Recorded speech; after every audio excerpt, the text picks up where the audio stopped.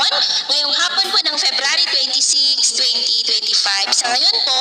ay patuloy pa rin na hanging amihan ang umiiral sa malaking bahagi ng ating bansa,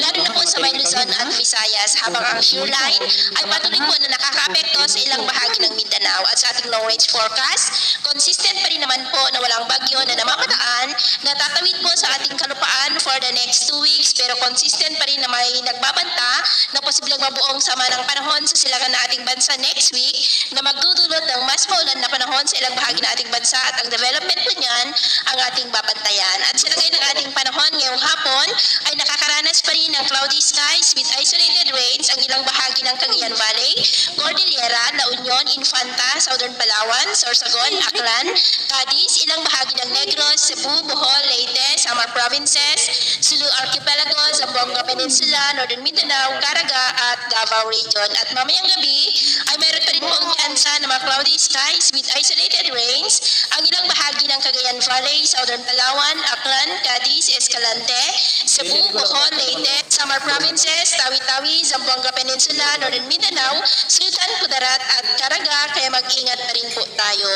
At sa atin naman po mga baybayin, maalon po ngayon sa silangang baybayin ng ating bansa at maging sa kanlurang baybayin ng Luzon. Ang mga alon dyan ay posible po na aabot hanggang sa 1.6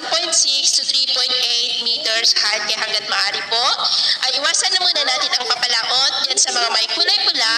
para po mas makaiwas sa mga sakunang pang